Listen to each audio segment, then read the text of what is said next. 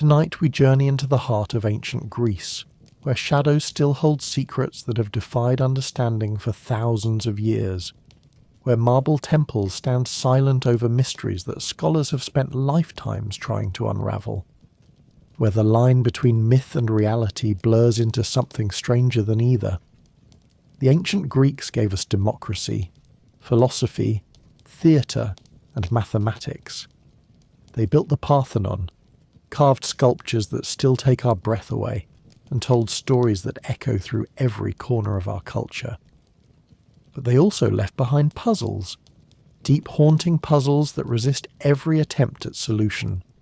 Riddles carved in stone, whispered in forgotten ceremonies, and encoded in mechanisms so advanced they shouldn't exist. Tonight, we explore the mysteries that remain unsolved, the questions that keep archaeologists awake at night and send historians down rabbit holes that never seem to end.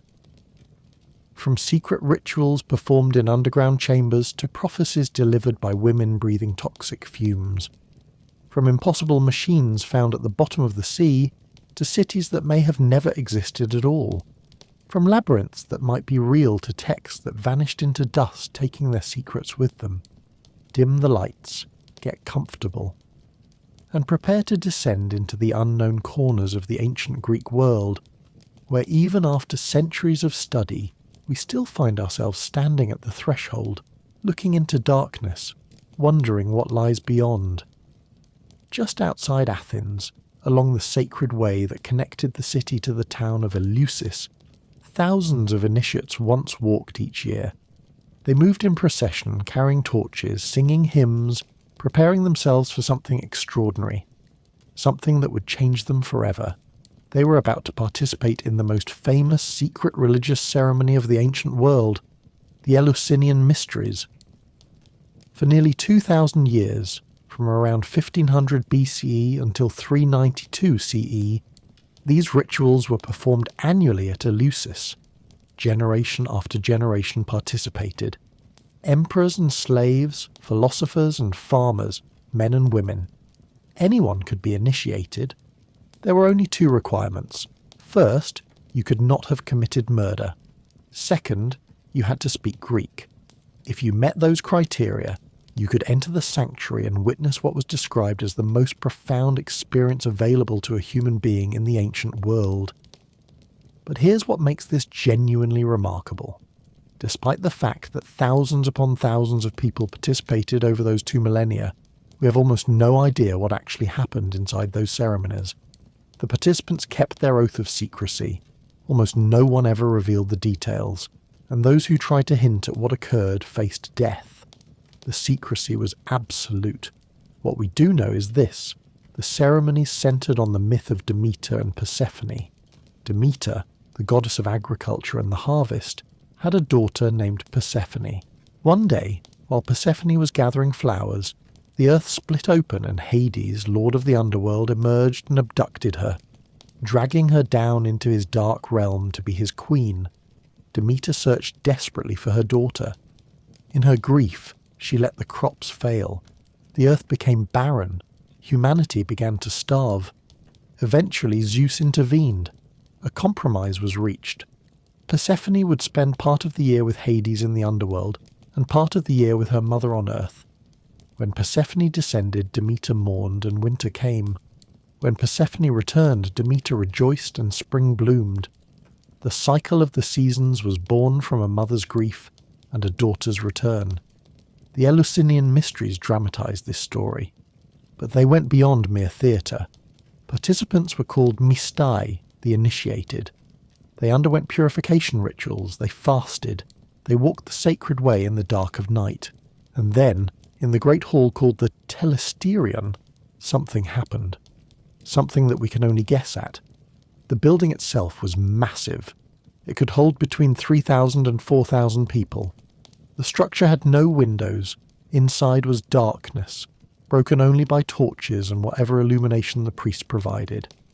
The initiates would gather in this enclosed space surrounded by columns, waiting, and then the ceremony would begin. Ancient writers who participated left tantalizing hints.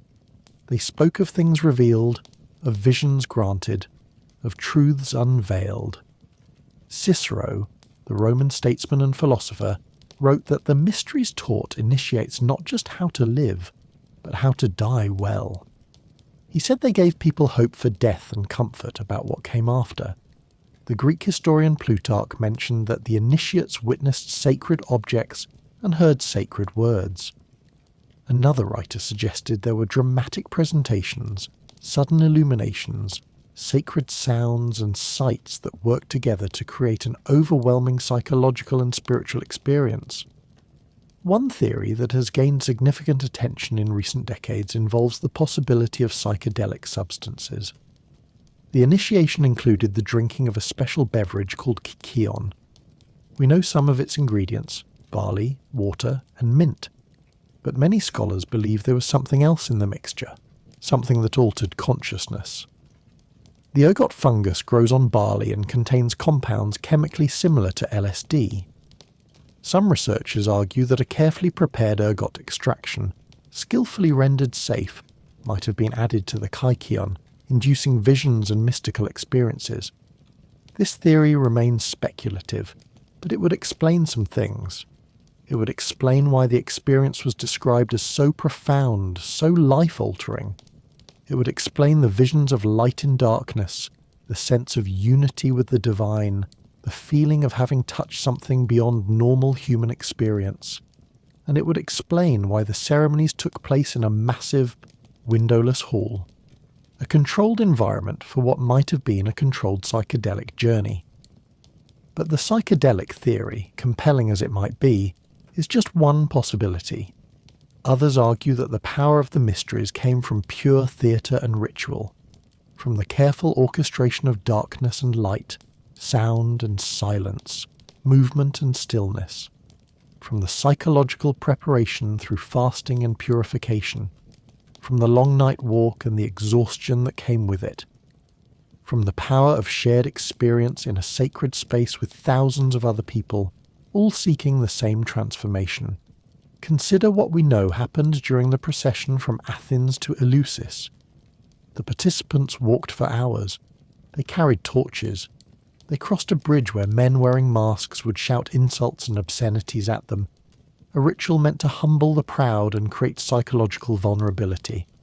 They sang hymns. They danced.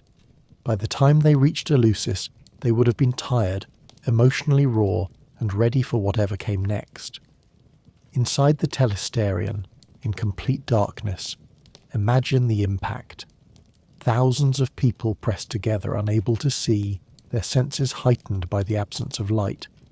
Then suddenly, torches, revealing sacred objects. Perhaps a sheaf of grain, symbolizing Persephone's return and the renewal of life. Perhaps something else. Priests chanting in ancient words, dramatic reenactments of the myth playing out before them, the revelation building to a climax, and then the final moment, the moment of epopteia, the highest level of initiation, the moment when the greatest secrets were revealed. What were those secrets? We don't know, but we know they mattered. We know they changed people. Ancient sources speak of initiates leaving Eleusis transformed, no longer fearing death, certain of something they had witnessed or understood in those dark hours. The philosopher Sophocles wrote that initiates were 3 times blessed, for they alone had seen the right way to live. The playwright Aristophanes suggested that the initiated would have a better place in the afterlife. Whatever happened at Eleusis gave people profound comfort about the nature of existence and the fate of the soul. The mysteries survived for almost 2,000 years, through changes in government, through conquests and occupations, through the rise and fall of empires. They outlasted the classical Greek period. They continued through the Hellenistic age. They flourished under Roman rule. Emperors were initiated. Marcus Aurelius participated. Hadrian supported the mysteries. They were that important, that respected, that necessary to the culture. And then, in 392 CE, everything ended. The Christian Roman Emperor Theodosius the Learner issued edicts closing pagan temples and banning pagan worship. The Eleusinian Mysteries were forbidden. the sanctuary fell silent, the rituals stopped, and with them the secrets were lost. Whatever happened in that darkened hall died with the last generation of initiates who kept their oath to the very end. The site at Eleusis still exists. You can visit it today. You can walk among the ruins of the Telesterion. You can see the broken columns and the foundation of the great hall. You can stand where thousands stood, waiting in the dark for revelations that changed their lives, but you cannot know what they knew. You cannot see what they saw.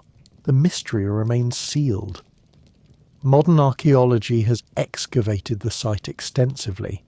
They've found sacred objects, ritual vessels, and architectural details. They've pieced together the layout of the sanctuary and the general flow of the ceremonies. But the core experience, the actual content of the highest mysteries, remains hidden. Some secrets stay secret. Some oaths, even in death, are kept. Perhaps that's fitting. Perhaps some mysteries are meant to remain mysterious. The Eleusinian Mysteries taught something about life, death, and what lies between or beyond.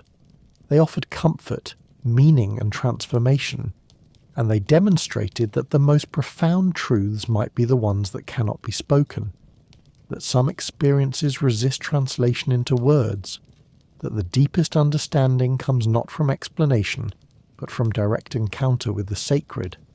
The mystery of the Eleusinian Mysteries endures. It challenges us. It reminds us that the ancient world held knowledge we have lost, that our ancestors experienced things we can barely imagine, that beneath the familiar stories and the tourist sites and the museum displays, there are depths we have not reached, chambers we have not entered, secrets we will never know.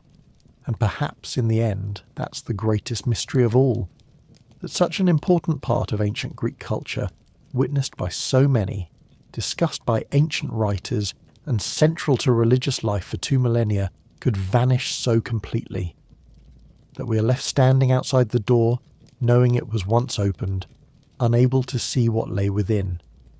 High on the slopes of Mount Parnassus, overlooking a gorge where eagles circled on thermal currents, stood one of the most important places in the ancient Greek world, Delphi. The Greeks believed it was the centre of the earth itself, the navel of the world, the place where 2 eagles released by Zeus, flying from opposite ends of the earth, had met in the middle.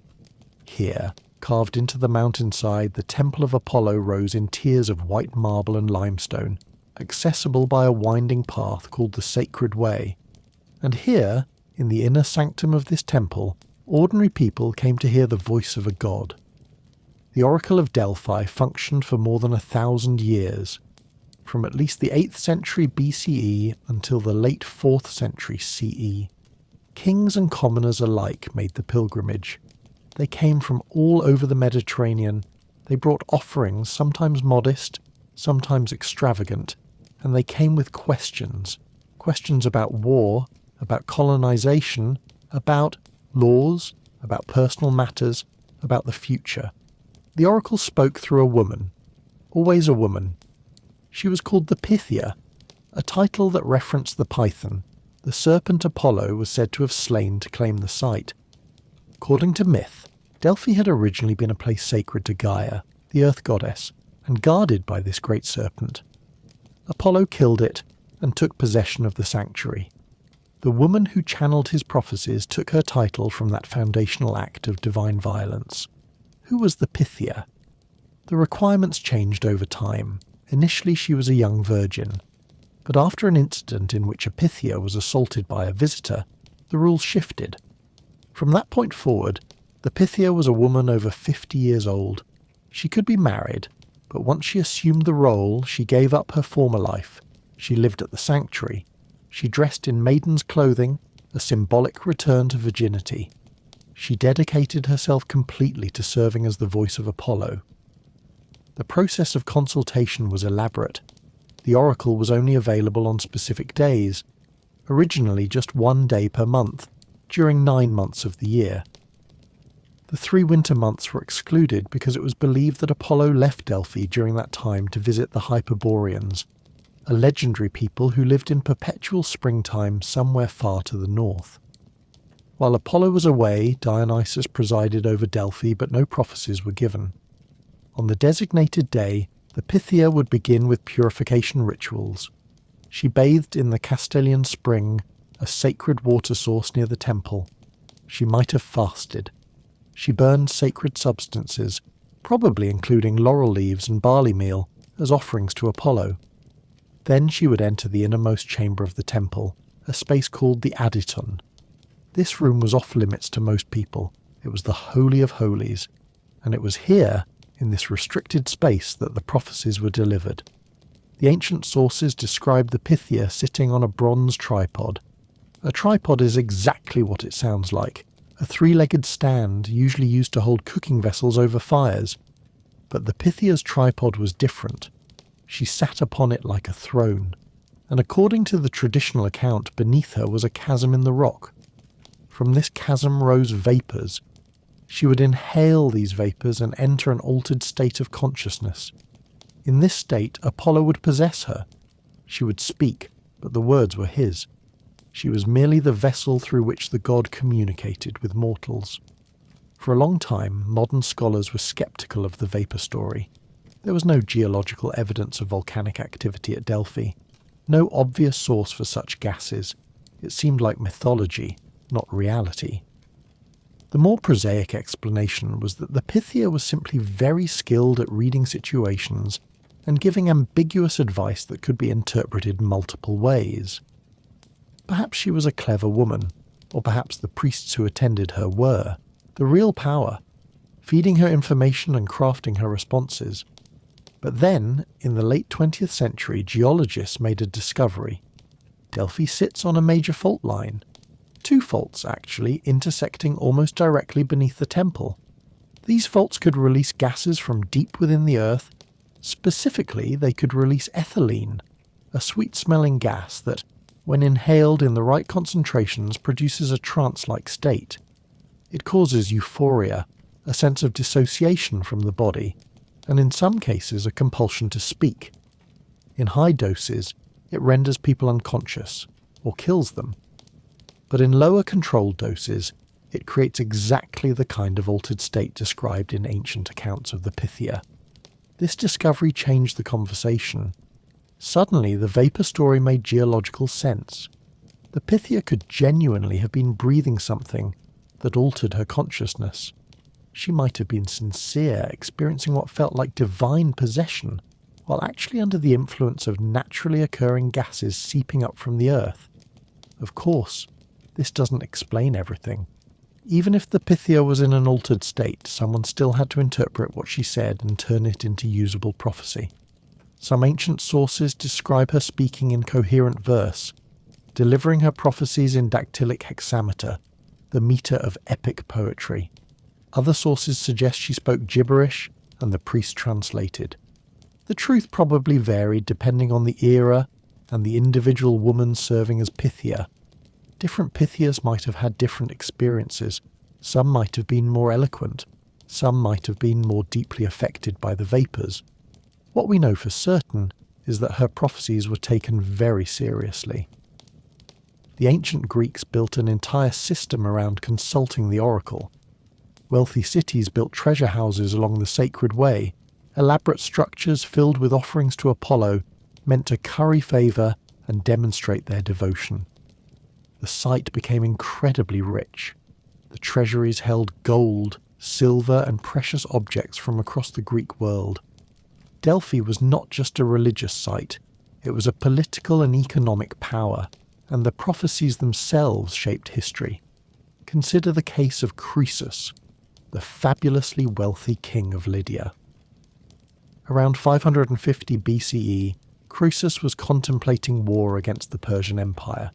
He wanted divine guidance, so he tested multiple oracles, sending messengers to ask what he was doing on a specific day at a specific time. Only the oracle of Delphi got it right.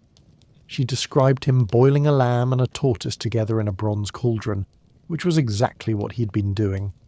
Impressed, Croesus sent lavish gifts and asked his real question: should he attack Persia? The oracle's response was famously ambiguous. She said that if Croesus attacked Persia, he would destroy a great empire. Encouraged, Croesus went to war. He did indeed destroy a great empire, his own. The Persians crushed him. The prophecy had been accurate, just not in the way he expected. This story illustrates a recurring theme in accounts of the oracle. The predictions were often technically correct but open to interpretation. They could be read multiple ways, and that ambiguity meant the oracle was rarely wrong. No matter what happened, the prophecy could be made to fit. But not all prophecies were ambiguous. Some were startlingly specific. When the Athenians asked for guidance during the Persian invasions, the oracle gave detailed advice. Initially, she told them to flee, that Athens would fall. When they pressed for something more hopeful, she gave them a cryptic message about wooden walls saving them. Some interpreted this as the city's wooden fortifications. Others, including the Athenian leader Themistocles, interpreted it as their fleet of ships. Themistocles persuaded the Athenians to evacuate the city and fight at sea. The strategy worked. At the Battle of Salamis, the Greek fleet defeated the much larger Persian navy. Athens did fall to the Persians, but its people survived, and eventually the war was won. The wooden walls of the ships had indeed provided salvation. Stories like this cemented the oracle's reputation. She had advised on the founding of colonies, she had guided lawmakers, she had predicted the outcomes of wars, she had counselled individuals on personal matters. Her influence was enormous. To have the gods' endorsement meant legitimacy, confidence, divine approval. To be warned by the oracle meant heeding the message or facing the consequences of ignoring the gods. The oracle's power lasted through the rise of Alexander the Great. Alexander himself visited Delphi. According to legend, he arrived on a day when consultations were not normally held. The Pythia refused to prophesy. Alexander, not a man accustomed to being told no, dragged her toward the temple. She cried out that he was invincible. He immediately released her, saying that was all the prophecy he needed. Whether this story is true or embellished, it shows how even the greatest conqueror of the age sought the oracle's blessing. The oracle's influence continued through the Roman period. Roman emperors consulted her. Poets wrote about her. Philosophers debated the nature of her pronouncements. But gradually, as Christianity spread and pagan practices were suppressed, Delphi's importance waned. The final recorded prophecy, given to Emperor Julian in the 4th century CE, was itself a kind of epitaph. The message reportedly was that the sacred spring had gone silent. The laurels were dead. Apollo had left. The prophecies would speak no more, and so they ended. The temple fell into ruin. The site was abandoned. Earthquakes damaged the structures. Stones were carried away for other buildings. For centuries, Delphi was forgotten, reduced to a small village built atop the ancient sanctuary. It was only in the late 19th century that systematic excavations began, uncovering the remains of the once great oracle site. Today, you can visit the ruins. You can climb the sacred way. You can see the reconstructed treasuries and the foundations of the Temple of Apollo. You can stand where the Pythia once sat and look out over the valley toward the mountains and the sea beyond. But you cannot hear what she heard. You cannot feel what she felt. You cannot experience the moment when, breathing vapours from the earth's depths, she became the mouthpiece of a god. The mystery of the oracle endures. Even understanding the geological basis for the vapours doesn't fully explain the phenomenon. How did the Pythia deliver such seemingly accurate predictions? How much was divine inspiration? How much was the vapours? How much was psychological theatre? And how much was political manipulation? The ancient Greeks believed they were hearing Apollo himself speak. Modern scholars see a complex interplay of geology, psychology, political savvy, and cultural belief. Both perspectives might be partially right. The truth probably lies somewhere in the middle, in that liminal space between the human and the divine, between the rational and the mystical. What remains clear is that for over 1,000 years people believed. They made the journey, they offered gifts, they asked their questions, and they received answers that shaped their lives and the course of history. The Oracle of Delphi was more than a fortune teller. She was the voice of divine will, the arbiter of decisions, the source of legitimacy and wisdom, and the fact that we still don't fully understand how she did what she did only adds to her enduring mystique. In the autumn of 1900, a crew of Greek sponge divers was working near the small island of Antikythera, which lies between Crete and mainland Greece. They were waiting out a storm when one of them, Eleusinian, decided to dive. He descended to about 60 metres, deeper than most divers went, and found himself looking at a nightmare. Bodies. Dozens of naked bodies strewn across the seafloor. He surfaced in terror, babbling about what he'd seen. The captain went down to check. He quickly realised what Stadiatis had found. Not bodies, but statues. Marble sculptures of humans and horses scattered across the remains of an ancient shipwreck. The bodies were 2,000 years old. They were also worth a fortune. The divers reported their find to the Greek government. Archaeologists arrived. A major salvage operation began. For months, divers brought up treasures from the wreck. Bronze sculptures, marble statues, pottery, glassware, jewellery. It was one of the most significant archaeological discoveries of the era. Among the artefacts recovered was an unimpressive lump, a corroded, barnacle-encrusted chunk of bronze and wood about the size of a shoebox. It looked like nothing special. Just another piece of ancient junk. It was catalogued and forgotten, stored away in the National Archaeological Museum in Athens. Months later, the lump began to dry out and crack. When it split open, researchers could see something inside. Gears. Bronze gears, thin as paper, locked together in complex arrangements. The mechanism had been hidden inside a wooden case, now mostly rotted away. But the gears remained. Dozens of them, precisely cut, carefully assembled, unlike anything anyone had ever found from the ancient world. For decades, nobody knew what to make of it. The device was clearly mechanical, it was clearly sophisticated, but it was also clearly ancient, dating to sometime around 100 BCE, give or take a few decades. The ancient Greeks weren't supposed to have this kind of technology. They had no precision gearing, no complex mechanical devices. The level of engineering required to create such a thing shouldn't have been available for more than 1,000 years after the mechanism was made. It took decades of study to begin understanding what the Antikythera Mechanism actually was. X-rays revealed more of its internal structure. Researchers identified inscriptions on its surfaces, instructions for use, descriptions of astronomical phenomena. Slowly, painstakingly, the picture emerged. The mechanism was an astronomical calculator, an analog computer, a device designed to predict the positions of the sun, moon and planets, to show the phases of the moon, to predict eclipses, to track the calendar of ancient Greek athletic festivals, including the Olympic Games. The sophistication is staggering. The mechanism used a system of at least 30 meshing bronze gears, possibly more that have been lost. These gears had teeth cut with precision measured in fractions of millimeters. They were arranged in a complex train that performed multiple calculations simultaneously. On the front of the device was a dial showing the zodiac and the Egyptian calendar. On the back were two large spiral dials. One tracked the 19-year Metonic cycle, which synchronizes solar and lunar calendars. The other tracked the 18-year Saros cycle, which predicts eclipses. To use the mechanism, you would turn a handle on the side. This would set all the gears in motion, each one calculating a different aspect of the cosmic dance above. You could turn it forward to see future astronomical positions. You could turn it backward to see past configurations. You could find out when the next eclipse would occur. You could learn what phase the moon would be in on a particular date.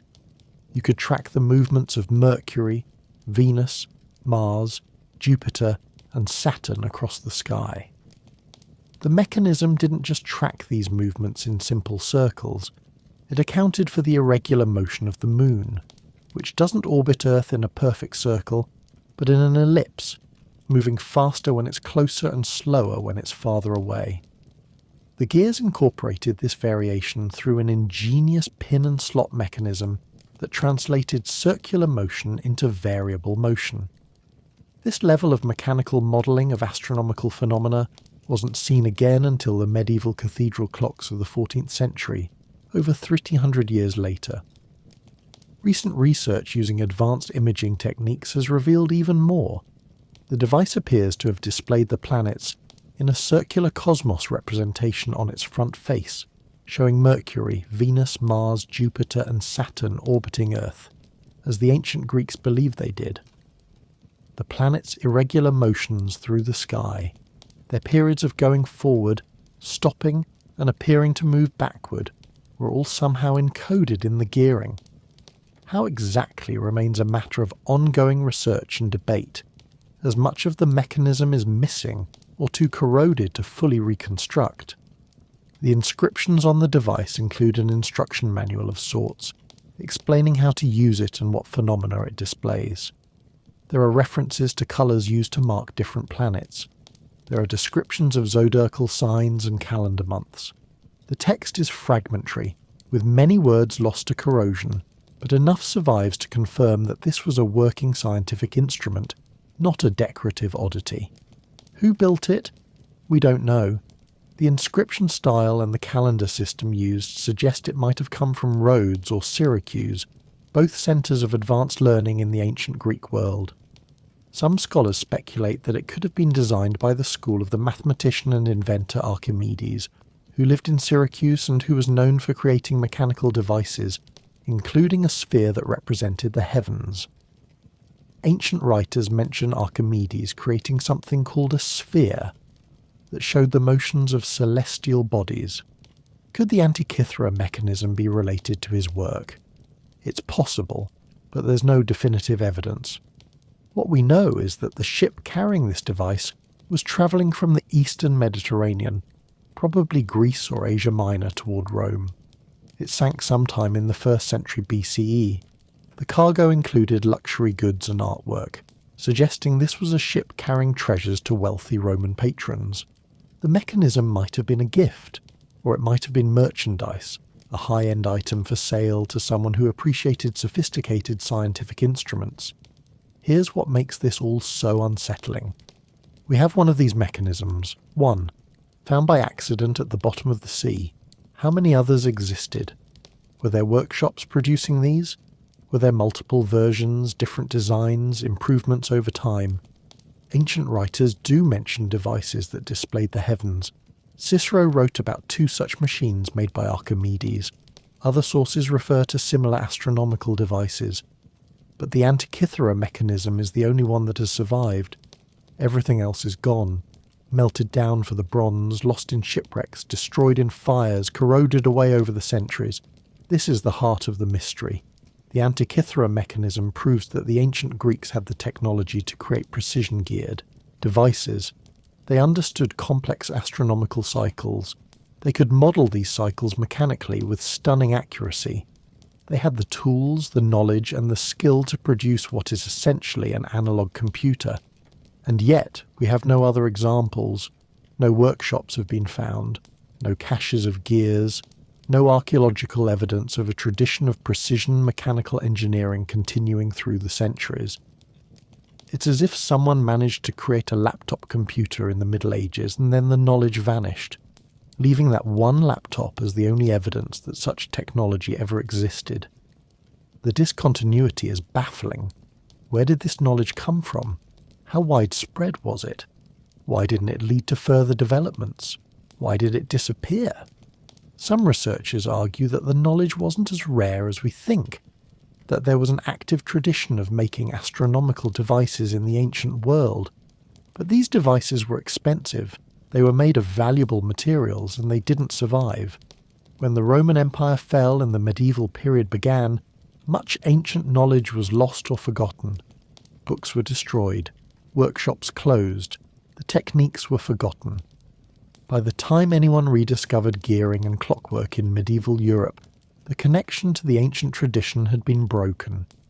Others suggest that devices like the Antikythera Mechanism were always rare. They required exceptional skill and knowledge. Perhaps only a handful of craftsmen could make them. Perhaps the craft was taught master to apprentice in a very limited lineage. When that lineage broke, the knowledge disappeared.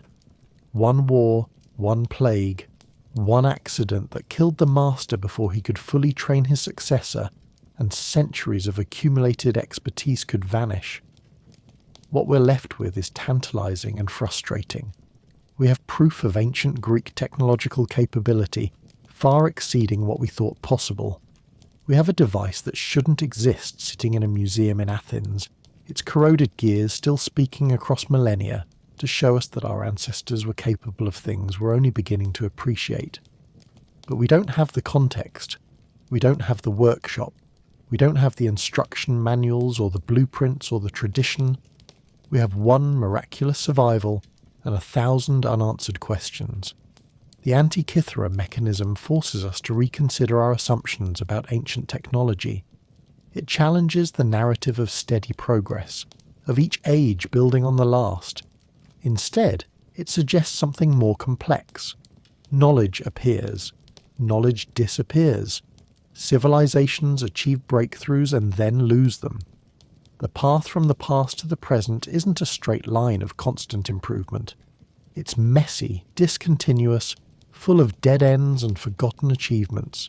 Every time researchers study the mechanism with new technology, they find more details, more gears hidden in the corrosion, more inscriptions explaining its functions, more evidence of its sophistication. The latest research, using advanced X-ray computed tomography, revealed that the device probably displayed the planets in a way that accounts for their orbital periods with remarkable accuracy. The ancient Greeks, working without modern mathematics, without calculus, without telescopes, managed to model the solar system mechanically with precision that wouldn't be matched for over a millennium, and somewhere in the Mediterranean there might be other shipwrecks, other devices, other glimpses into what the ancient Greeks could do when their mathematical genius combined with their mechanical skill. Every time a diver goes down to explore a wreck, every time a fishing net brings up an encrusted lump of bronze, there's a chance that another piece of this lost technology will surface, a chance that we'll find more context, more evidence, more clues to help us understand not just what the Antikythera Mechanism was, but what it represented. A tradition of technical knowledge we've lost, a capability we didn't know existed. Until then, the mechanism sits in its case, a silent witness to ancient genius, a reminder that we don't know everything about the past, a proof that the people who came before us were every bit as clever, as innovative, and as capable as we are. They just had different tools, different priorities, and different kinds of knowledge, some of which we've inherited, some of which we've lost, and some of which we're only now beginning to recover, one corroded gear at a time. Of all the unsolved mysteries of ancient Greece, perhaps none has captured the modern imagination quite like Atlantis. The lost city, the sunken civilization, the advanced society that vanished beneath the waves in a single day and night of catastrophe. Except there's one problem. Atlantis almost certainly never existed. The story comes from one source, just one. The Greek philosopher Plato, writing around 360 BCE. He mentions Atlantis in two of his dialogues, Timaeus and Critias. The first dialogue introduces the story. The second begins to elaborate on it but was never finished. Plato abandoned the work midway through, leaving us with a partial description of this supposed ancient empire, and no other ancient Greek or Egyptian source ever mentions it. In Plato's account, the story of Atlantis comes from Solon, an Athenian statesman who visited Egypt around 590 BCE. There, Egyptian priests told him about a great island nation that existed 9,000 years before his time. This island, called Atlantis, lay beyond the Pillars of Hercules, which we now call the Strait of Gibraltar. It was larger than Libya and Asia combined, a massive landmass in the Atlantic Ocean.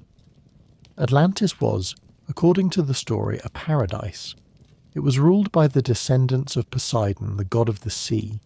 The island was laid out in concentric circles of land and water, with the Palace of Poseidon at the very centre. The Atlanteans had access to a mysterious metal called orichalcum, which was said to shine like fire. They built elaborate temples covered in silver and gold. They created sophisticated irrigation systems. They had powerful armies and a mighty navy. They were wealthy beyond measure. For generations, the Atlanteans lived in harmony, following the divine laws set down by Poseidon. But gradually, their divine nature weakened, and their human nature grew stronger. They became greedy, ambitious, corrupt. They began conquering their neighbours, spreading their empire across the Mediterranean. They subjugated most of the peoples they encountered. Then they turned their attention to Athens. The Athenians, though vastly outnumbered, stood firm. In Plato's telling, Athens at this time was governed by the ideal principles he had outlined in his earlier work, the Republic. The Athenian army was the embodiment of perfect virtue and discipline. Despite the overwhelming power of Atlantis, Athens resisted. More than that, Athens triumphed. The Athenian forces defeated the Atlantean invaders and drove them back. But this victory was short-lived. In punishment for their corruption and aggression, the gods destroyed Atlantis. In a single day and night, terrible earthquakes and floods struck the island. The entire civilization was swallowed by the sea. Atlantis sank beneath the waves and disappeared, leaving only impassable shoals of mud to mark where it had been. That's the story. And it's important to understand what it is. It's a moral tale, a parable about hubris and divine punishment, a thought experiment about the inevitable corruption of power. Plato wasn't trying to write history. He was doing philosophy. He was using Atlantis as a foil for Athens, showing how even the most perfect society, when it abandons virtue, will fall. The dialogue makes this clear. The character Critias, who tells the story of Atlantis, explicitly compares it to the ideal city Socrates had described the day before. The coincidence is too perfect. The story is too convenient. It serves Plato's philosophical purposes too well. Ancient philosophers understood this. Aristotle, Plato's own student, believed his teacher had invented Atlantis to make a point. Other ancient scholars agreed. The story was recognized as allegory, not history. But somewhere along the way that understanding was lost. Or perhaps it was never lost, but people simply wanted to believe. The idea of a lost civilization, an advanced society destroyed by catastrophe, has profound appeal. It speaks to human fears about our own fragility. It offers the tantalizing possibility of hidden knowledge, ancient wisdom, lost technologies waiting to be rediscovered. It transforms history into mystery. The modern obsession with Atlantis really begins in the late 19th century with a man named Ignatius Donnelly. Donnelly was an American congressman, amateur historian, and enthusiastic popularizer of fringe theories. In 1882, he published a book called Atlantis, the Antediluvian World. In it, Donnelly argued that Atlantis was real and that it was the origin point for all human civilization. Egyptian, Greek, and even Central American civilizations were all, according to Donnelly, colonized by Atlantean refugees after the island's destruction. All advanced knowledge, all impressive monuments, all human achievements could be traced back to this single source. The book was enormously popular. It sold well and sparked widespread public fascination with Atlantis. Donnelly added his own details to Plato's story. He placed Atlantis in the mid-Atlantic on a now sunken landmass. He dated its destruction to around 11,000 years ago. He connected it to flood myths from around the world, arguing that the destruction of Atlantis was the historical basis for Noah's flood and similar stories. Much of what modern people know about Atlantis actually comes from Donnelly, not Plato. Since then, hundreds of books have been written about Atlantis. Thousands of theories have been proposed about its location. If you look at a map and pick any body of water, someone has probably claimed Atlantis was there.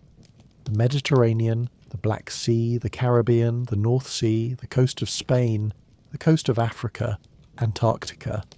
Even the Americas have been proposed as locations for the lost continent. Every few years, someone announces they've found Atlantis. Satellite images reveal interesting underwater formations. Expeditions dive to investigate. Press releases are issued. Then, inevitably, the formations turn out to be natural, or the interpretation collapses under scrutiny, and the search continues. So what's actually going on here? If Atlantis is fiction, why does the story resonate so strongly? And is there any historical basis at all for Plato's tale? One possibility is that Plato was inspired by real events. Around 1600 BCE, about 1,100 years before Plato wrote his dialogues, the volcanic island of Thera, modern-day Santorini, experienced one of the largest volcanic eruptions in recorded history. The eruption devastated the island, burying the Minoan settlement at Akrotiri under meters of volcanic ash. The explosion likely triggered massive tsunamis that struck the nearby island of Crete, where the Minoan civilization had its capital at Knossos. The eruption and its aftermath may have contributed to the decline of the Minoan civilization. Some scholars suggest that stories about this catastrophic event could have reached Plato through Egyptian sources. The Minoans had trade connections with Egypt. The destruction of their civilization by volcanic eruption and tsunami might have been preserved in Egyptian records, transmitted across centuries, and eventually reached Plato's ears as a tale of a great island civilization destroyed by the gods. He then adapted this kernel of historical truth into his philosophical parable, moving it farther back in time, placing it in the Atlantic and shaping it to suit his needs. Another possibility involves the city of Helike. In 373 BCE, just a few years before Plato wrote about Atlantis, the Greek city of Helike was destroyed by an earthquake and tsunami. The city sank into the sea. Survivors described the catastrophe as coming without warning in the middle of the night. The city simply disappeared beneath the waves. For centuries, the ruins could still be seen underwater. Roman tourists would sail over the site, looking down at the submerged remains. Eventually silt covered everything, and Helike vanished from view. It was only rediscovered by archaeologists in 2001. Plato would have known about Helike's destruction. It was a major event, widely discussed. The sudden obliteration of an entire city by earthquake and flood would have been on people's minds. Perhaps it provided the immediate inspiration for his story of Atlantis, a real city lost to the sea, transformed in his imagination into an ancient empire destroyed by divine punishment. But these possible historical inspirations don't mean Atlantis was real. They just mean Plato might have drawn on actual catastrophes to make his fictional story more vivid and believable. That's what good storytellers do. They blend reality and imagination. They take elements from history and reshape them into narratives that serve their purposes. The evidence against a real Atlantis is overwhelming. First, Plato is the only ancient source. No other Greek writer mentions it. No Egyptian records describe it. If Atlantis had really been a major empire that conquered much of the Mediterranean, we would expect to find evidence of it in multiple sources. We don't. Second, the timeline doesn't work. Plato places Atlantis 9,000 years before Solon's time, which would be around 9600 BCE. At that point, human civilization consisted of small bands of hunter-gatherers. There were no cities, no agriculture, no writing, no empires. The sophisticated civilization Plato describes couldn't have existed. Third, there's no geological evidence for a sunken continent in the Atlantic Ocean. Modern oceanography has mapped the seafloor extensively. There's no massive landmass hiding beneath the waves. Finally, the story serves Plato's philosophical agenda too perfectly. It's exactly the kind of cautionary tale he would invent to make his points about virtue, power, and the dangers of moral decay. Yet the search continues. New books appear, new theories emerge, new locations are proposed. People want Atlantis to be real. They want to believe in lost civilizations and hidden knowledge. There's something deeply appealing about the idea that great things have been forgotten, that beneath the surface of history lie secrets waiting to be uncovered. Perhaps that's the real mystery of Atlantis, not whether it existed, because it almost certainly didn't, but why we want it to have existed. Why this story, told by one ancient philosopher as a moral parable, has become one of the most enduring legends in human culture. Why centuries after Plato wrote his unfinished dialogue, we're still looking for his imaginary island. Maybe it's because Atlantis represents something fundamental in the human psyche. The fear of loss. The recognition that everything we build can be destroyed. The hope that if great civilizations have fallen before and left traces behind, perhaps we can learn from them. Perhaps we can avoid their fate. Or perhaps we're drawn to Atlantis because it offers an escape from the limitations of the present. If Atlantis was real, then maybe there's more to discover. Maybe history is bigger and stranger than we thought. Maybe the past holds treasures we can still find. In that sense, Atlantis will always be unsolved. Not because we haven't found it, but because the mystery isn't really about a physical place. It's about human nature. Our capacity for creation and destruction, our tendency toward hubris, our fragility in the face of nature's power. Plato understood all of this. He created Atlantis to explore these themes. And in doing so, he created a mystery that will outlive any factual discovery. Because the truth is, Atlantis exists. Just not where people are looking. It exists in the realm of story and symbol, in the collective imagination, in the eternal questions about what humanity can achieve and what we risk losing. And there, in that realm, Atlantis will always remain lost and always be found, as long as people continue to seek it. On the island of Crete, in the middle of the Mediterranean, lie the ruins of what was once Europe's first great civilization.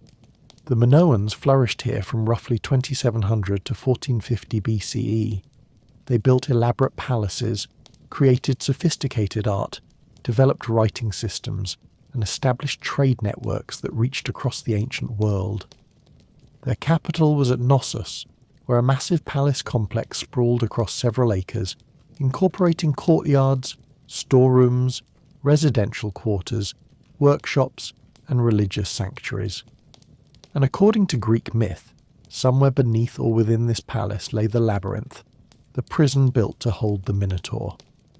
The story is one of the most famous in Greek mythology. King Minos of Crete angered the god Poseidon by refusing to sacrifice a beautiful white bull that Poseidon had given him. In revenge, Poseidon caused Minos' wife, Pasiphae, to fall in love with the bull.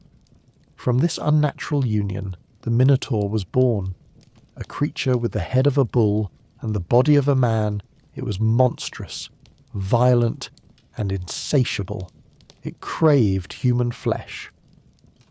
Unable to kill the creature, Minos commissioned the master craftsman Daedalus to build a prison for it. Daedalus designed the Labyrinth, a vast maze so complex that anyone who entered would be unable to find their way out. The Minotaur was placed at its centre, and there it remained, trapped but alive, fed on a gruesome diet. The tribute came from Athens. King Minos had recently conquered Athens after his son, Androgeus, was killed there. As punishment and as ongoing tribute, Athens was required to send 7 young men and 7 young women to Crete every 9 years. These 14 would be released into the Labyrinth, where the Minotaur would hunt and devour them.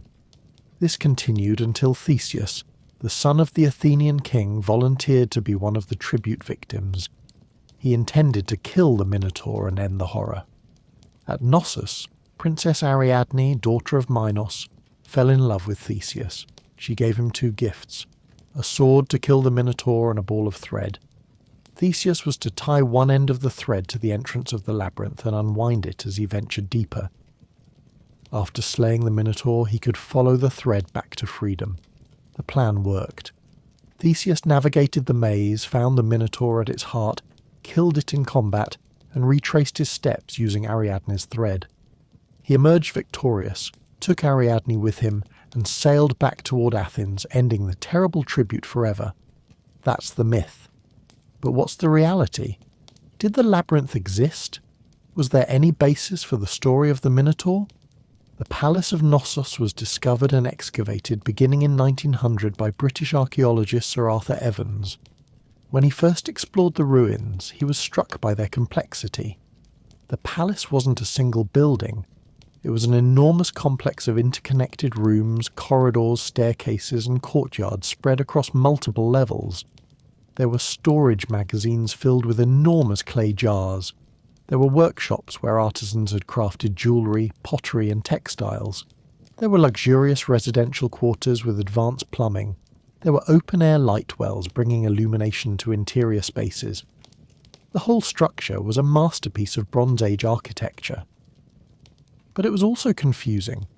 The layout seemed almost deliberately maze-like. Rooms didn't follow simple patterns. Corridors twisted and turned. Staircases led up and down in unexpected ways.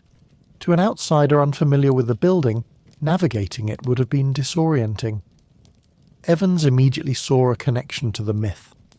Perhaps the palace itself was the labyrinth. Perhaps the story of Theseus wandering a maze grew from memories of visitors getting lost in the actual corridors of Knossos. Evans went further. He named the civilization he was uncovering the Minoan civilization, after King Minos. He identified various parts of the palace as corresponding to elements of the myth. He found evidence of bull worship in Minoan culture.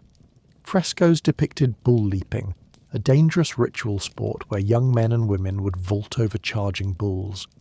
Bulls' heads carved from stone decorated the palace. The symbol of bulls was everywhere. Here was the connection to the Minotaur. A bull-headed monster wasn't so strange in a culture that revered bulls and performed dangerous rituals involving them. For decades, the identification seemed solid.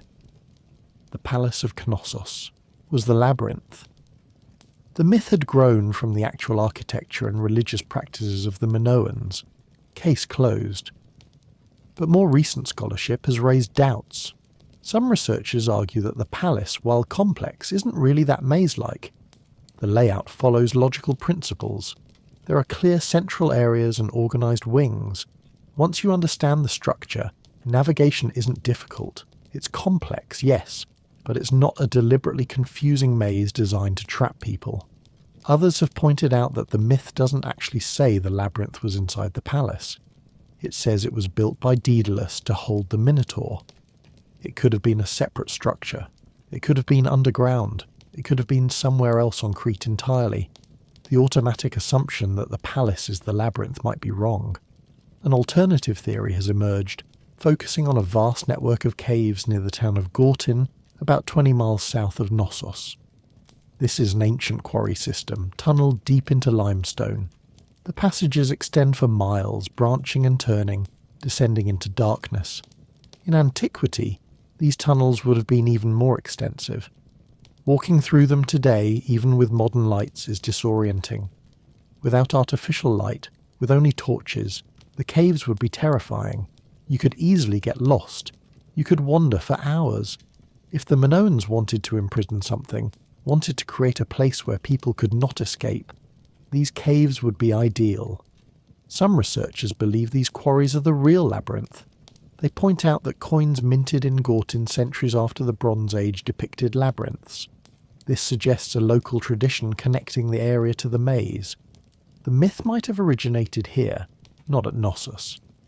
The story could have travelled over time, been altered, and eventually become associated with the more famous palace site. But there's a more fundamental question. Did the labyrinth exist at all? Or is it entirely mythical, with no historical basis whatsoever? Recent research by classical archaeologist Antonis Koutsonas suggests the latter. In a comprehensive study published in the American Journal of Archaeology, Koutsonas argues that the Cretan labyrinth is a monument only in memory. There is no archaeological evidence for any actual labyrinth structure on Crete. No maze has been found. No building or cave system matches the descriptions from myth. The labyrinth symbol appears on Cretan coins and in Cretan art, but always as a symbol, never as a depiction of an actual place. Kotzinas traces the evolution of the myth through literary sources. Interestingly, the earliest Greek sources don't connect the labyrinth to Crete at all. Homer, writing in the 8th century BCE, mentions a dancing floor at Knossos but says nothing about a labyrinth or a Minotaur. Later writers begin to develop the story, but it's not until the Hellenistic period, centuries after the Minoan civilization had collapsed, that the myth fully crystallizes into the version we know. By Roman times, the story was well established, and tourists would visit Crete specifically to see the site of the famous labyrinth, even though nobody could agree on where exactly it had been. Kotzinas suggests that the idea of a Cretan labyrinth was inspired by the Egyptian labyrinth, a real structure built by Pharaoh Amenemhet III around 1800 BCE. Ancient writers, including Herodotus, described this Egyptian building as an enormous complex with thousands of rooms and confusing passages. The word labyrinth itself might come from labris, which means double-headed axe in Greek. The double axe was a sacred symbol to the Minoans and appears frequently in their art. But this doesn't mean there was an actual maze. It just means the word became associated with Crete through the symbol. The Minotaur too might be purely symbolic. The bull was central to Minoan religious practice. Bull-leaping rituals were dangerous, and participants sometimes died. Perhaps the story of youths being sent into the labyrinth to face the Minotaur grew from distant memories of these deadly ceremonies, or perhaps it's a metaphor for something else entirely. The monster in the maze could represent the dangerous heart of a foreign power. The tribute of young people could symbolize political subjugation. Theseus slaying the Minotaur could represent Athens breaking free from Cretan domination. What we're left with is uncertainty. There might have been something at Knossos or in the caves of Gortyn that inspired the myth. There might have been actual rituals involving bulls and human participants that seeded the story, or the whole thing might be pure invention, a tale created by later Greeks to explain mysterious ruins and to celebrate their heroic past. We have the myth, we have the ruins, but we don't have the labyrinth. Perhaps the most intriguing aspect of this mystery is how it demonstrates the slipperiness of memory and the way stories evolve. The Minoans left no written myths. Their script, Linear A, remains undeciphered. We don't know what they believed or what stories they told. By the time Greeks were writing down myths about the Minotaur, the Minoan civilization had been gone for 800 years. That's like us today trying to reconstruct the belief systems of the early Christian era, based on fragmentary ruins and half-remembered stories passed down through dozens of generations. The Greeks looked at Knossos and saw a place of wonders. They saw the ruins of a sophisticated culture they didn't fully understand. They created stories to explain what they saw. The complex architecture became a legendary maze. The religious focus on bulls became a bull-headed monster. The evidence of ancient power became a tale of tribute and heroism. And these stories, repeated and elaborated over centuries, became more real than the reality they supposedly described. Today, Knossos is one of the most visited archaeological sites in Greece. Tourists walk through the partially reconstructed palace. They see the famous frescoes of bull leaping. They stand in the throne room, where a stone chair has sat for 3,500 years, and they imagine the labyrinth below, even though there is no labyrinth. They picture Theseus battling the Minotaur in the darkness, even though the battle never happened.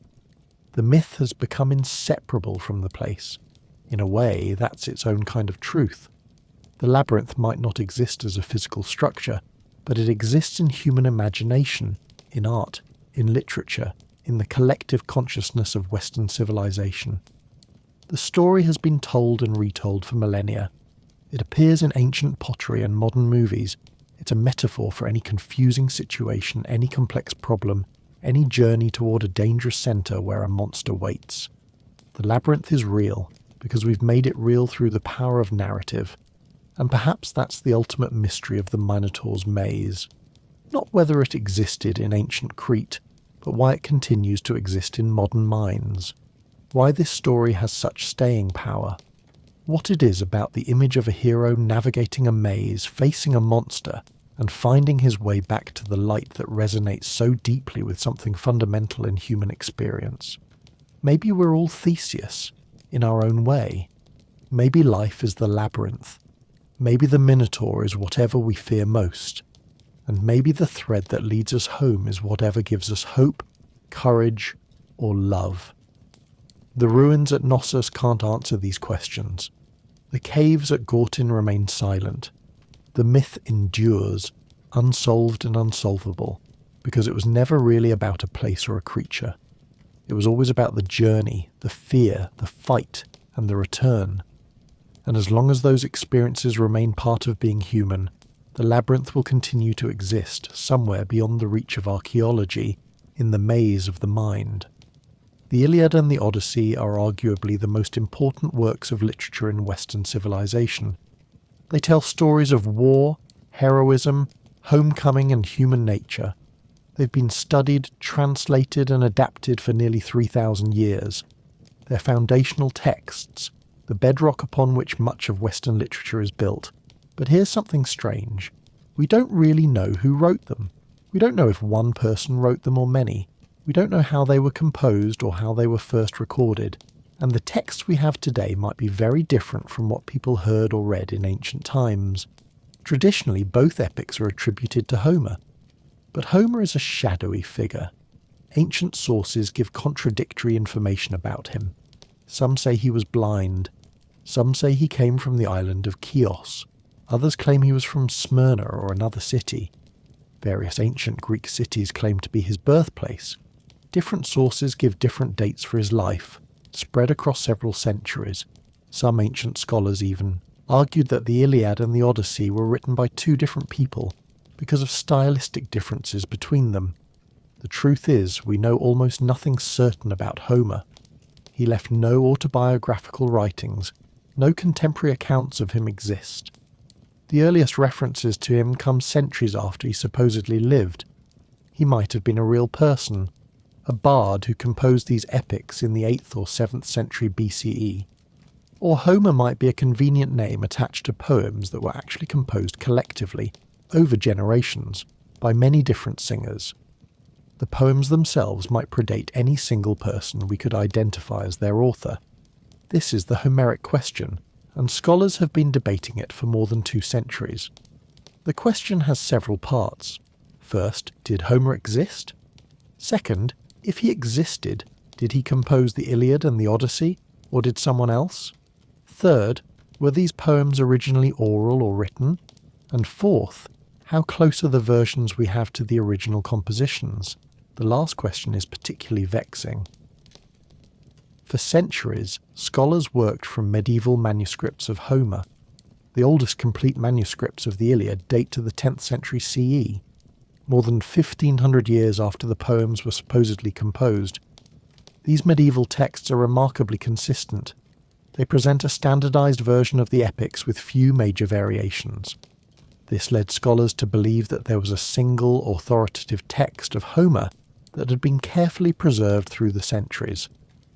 But then archaeologists began finding papyrus fragments in Egypt. Starting in the late 19th century, they recovered scraps of ancient manuscripts, some dating back to the 3rd century BCE. When scholars examined these early texts, they were shocked. The papyri contained versions of Homer that were significantly different from the medieval manuscripts. There were extra lines, missing lines, and variations in phrasing. Some passages were substantially altered. This discovery revolutionized Homeric scholarship. It became clear that in antiquity, there wasn't a single, fixed text of Homer. There were multiple versions, circulating simultaneously. Bards and scribes modified the poems, adding or removing lines, adjusting the language. The epics existed in a fluid state for centuries before they were standardized. This makes sense when you consider how the poems were originally created and transmitted. The Iliad and the Odyssey were oral poems, composed by singers who performed them from memory. These bards didn't memorize the poems word for word like we might memorize a text today. Instead, they learned a vast repertoire of formulas, stock phrases, and narrative patterns. When they performed, they composed in real time, stringing together these traditional elements to tell the story. Each performance would be slightly different. A skilled bard could extend or shorten sections depending on the audience and the occasion. They could improvise, adding details or changing emphasis. This is called the oral formulaic tradition, and it's key to understanding Homer. The poems contain thousands of repeated phrases: swift-footed Achilles, wine-dark sea, rosy-fingered dawn. These formulas serve multiple purposes. They fit the metre of Greek epic verse, dactylic hexameter. They give the singer time to think about what comes next, and they help the audience follow the story by providing familiar anchors. At some point these oral poems were written down. Exactly when and by whom remains uncertain. Some scholars believe it happened in the 8th or 7th century BCE, possibly in conjunction with the adoption of the Phoenician alphabet by the Greeks. Others think the poems might have been performed orally for centuries longer before being committed to writing. Once written, they could be copied, but the copying process introduced variations. Different scribes working in different places produced different versions. Some scribes might have been transcribing different oral performances. Some might have been working from memory themselves. Some might have deliberately altered the text to correct what they saw as errors, or to add material from other versions. By the Hellenistic period, roughly the 3rd to 1st centuries BCE, scholars in Alexandria began trying to establish authoritative texts. The librarians of the Great Library of Alexandria collected manuscripts of Homer from across the Greek world. They compared versions, noted differences, and attempted to produce a standard edition. Their work was groundbreaking.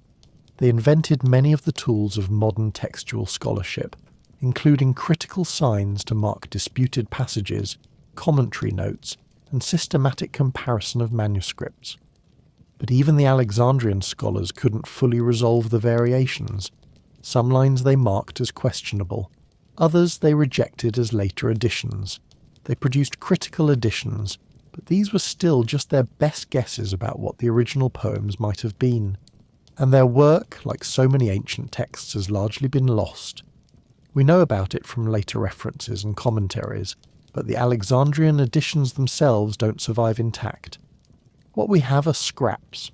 Papyrus fragments from Egypt preserve bits and pieces of pre-Alexandrian versions, showing us the textual diversity that existed.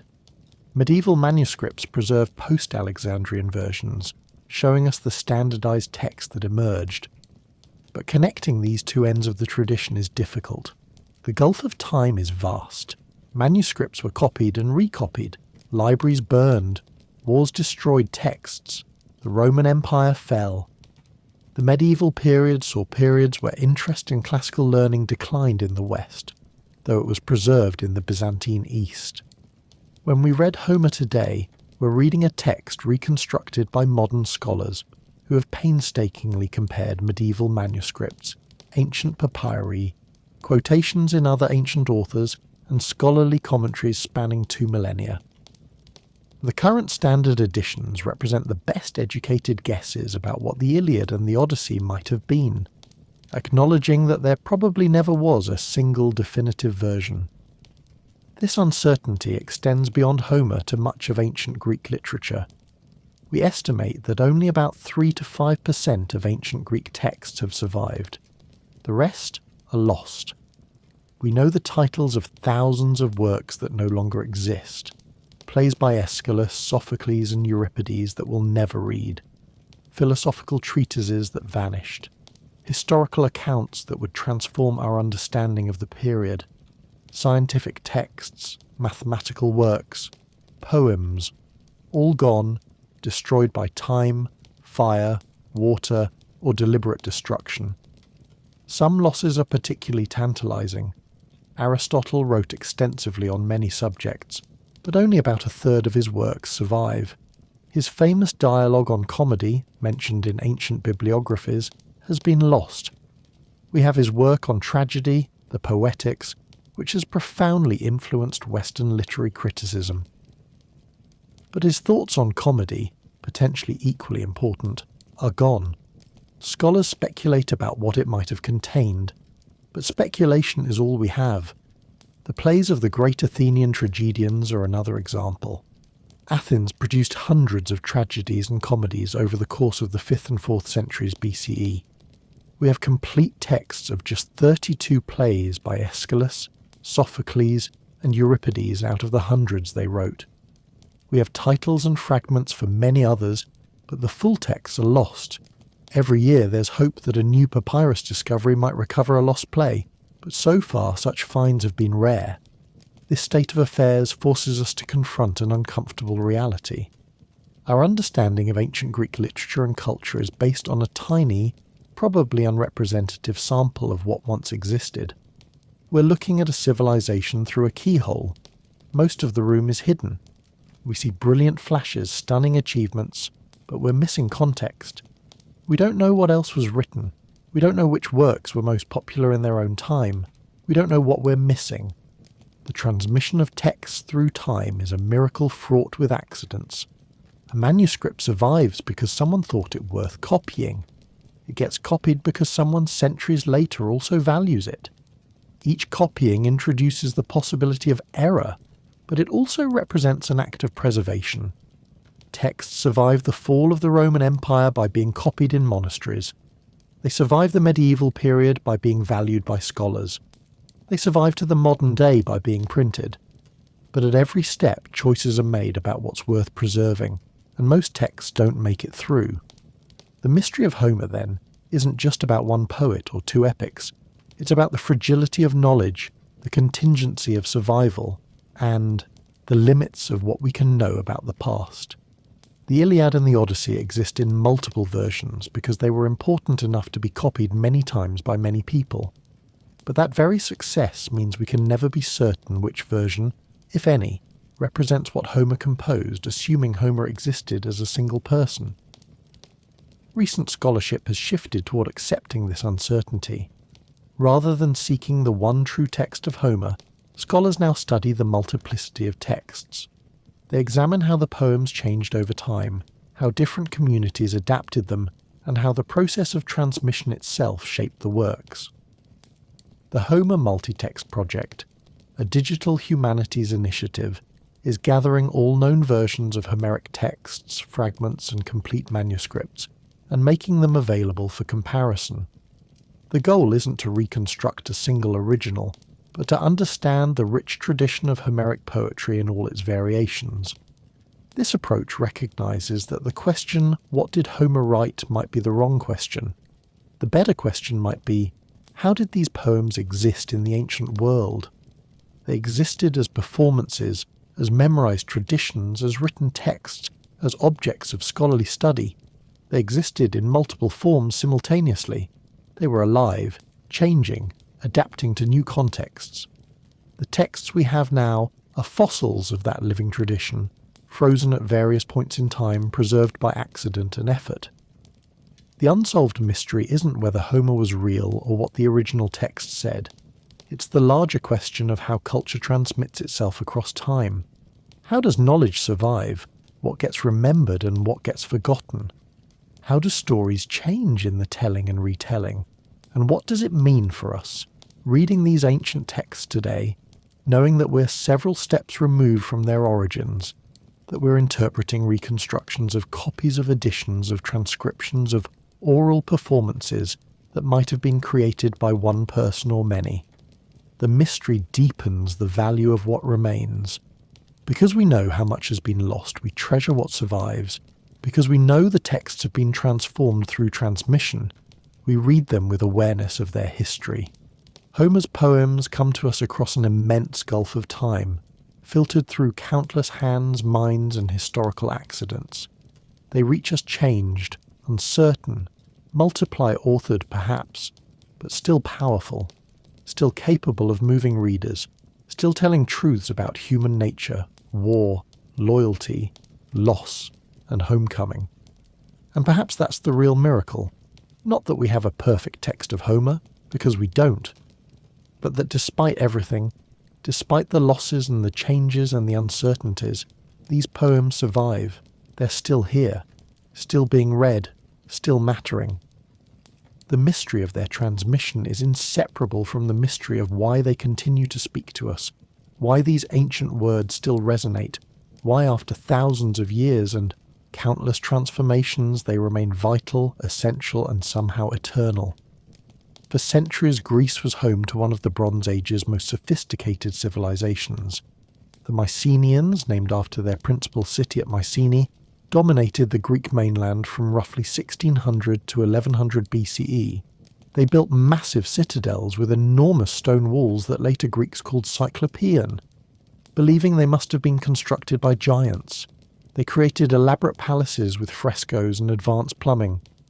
They developed a writing system called Linear B, an early form of Greek used primarily for administrative records. They traded across the Mediterranean. They were wealthy, organised, and powerful. And then, around 1200 BCE, their civilization collapsed. Within a span of about 50 years, the major Mycenaean palaces were destroyed. Mycenae itself was burned. Pylos was abandoned. Tiryns fell. Across Greece, settlements were destroyed or deserted. The population declined dramatically. Writing disappeared. Long-distance trade ceased.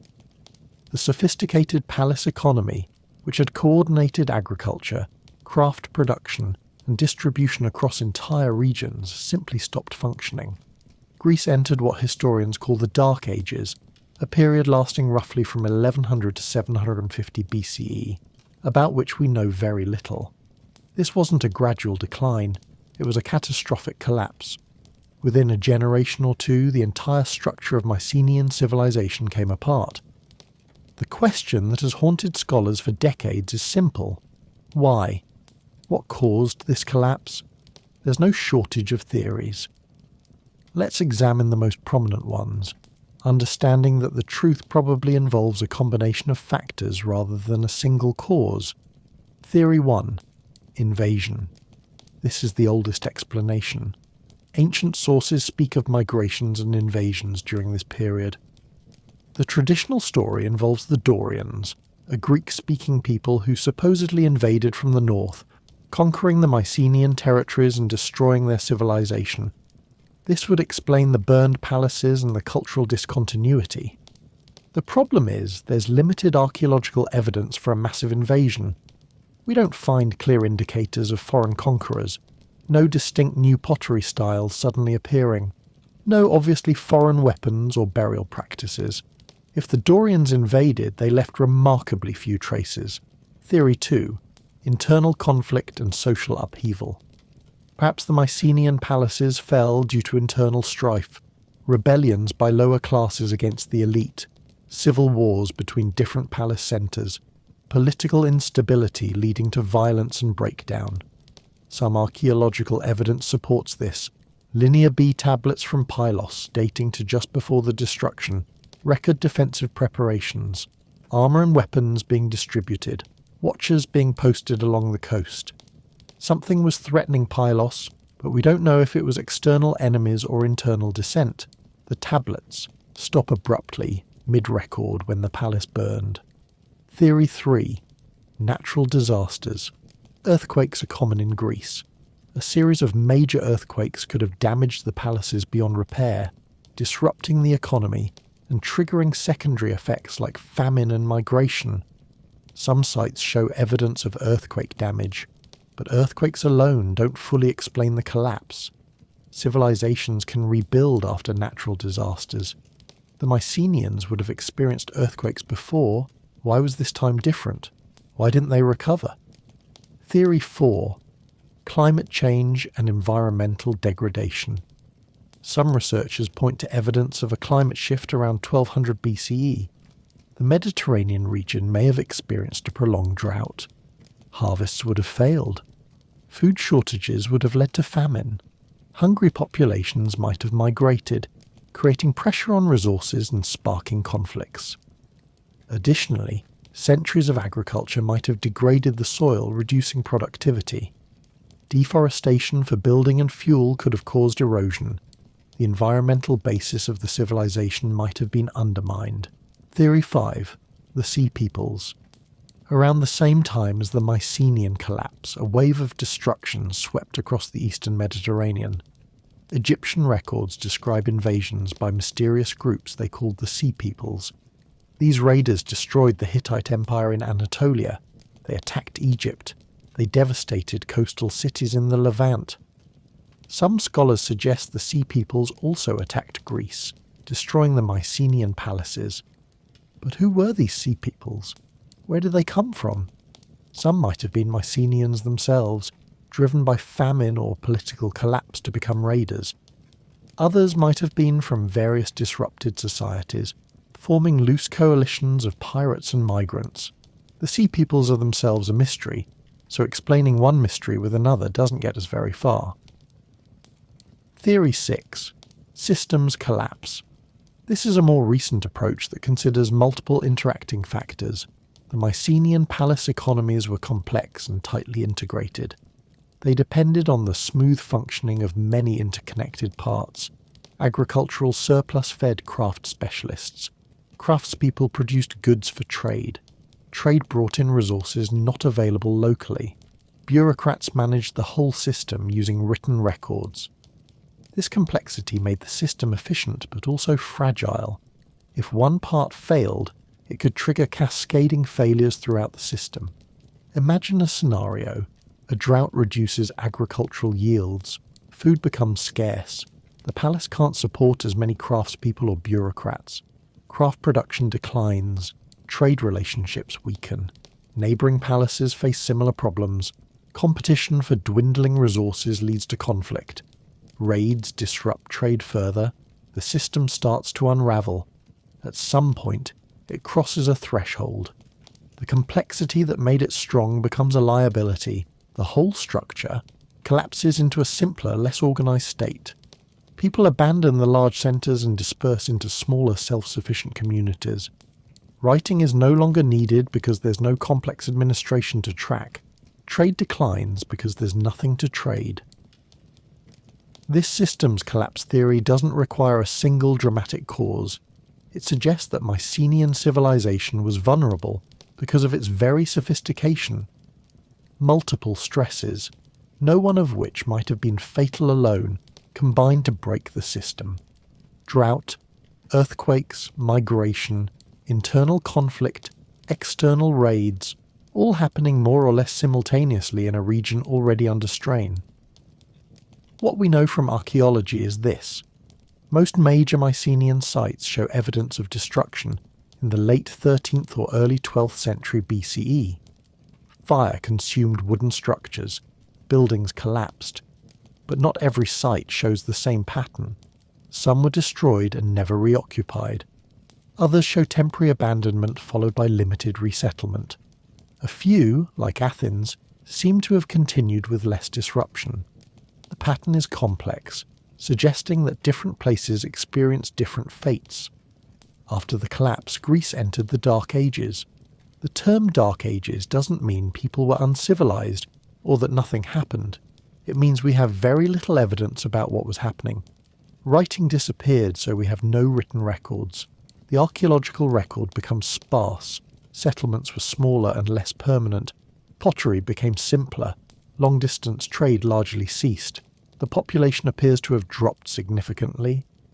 Greece became a landscape of small, isolated communities, each largely self-sufficient, with limited contact beyond their immediate region. This period lasted about 300 years. Slowly, gradually, Greece began to recover. New forms of social organisation emerged. The polis, the city-state, began to develop. Trade networks were re-established. Population increased. Writing returned, this time using a new alphabet adapted from the Phoenicians. By 750 BCE, Greece was entering the Archaic period, the beginning of classical Greek civilization. But it was a different civilization from the Mycenaean one. The cultural continuity was broken. Linear B was forgotten. The Mycenaean palaces were ruins. Later Greeks looked at these ruins and couldn't explain them. They created myths about Cyclopean giants who must have built the enormous walls. The collapse of Mycenaean civilization is particularly unsettling because it demonstrates how fragile complex societies can be. The Mycenaeans were at the peak of their power. They seemed secure, prosperous, sophisticated, and then, within a lifetime, everything fell apart. Future generations didn't even remember what had existed before. The knowledge was lost. The institutions disappeared. It took centuries to rebuild something comparable. This pattern wasn't unique to Greece. Around 1200 BCE, civilizations across the Eastern Mediterranean collapsed. The Hittites fell. Egyptian power declined sharply. Trade systems broke down. It was a regional catastrophe, what some scholars call the Late Bronze Age collapse.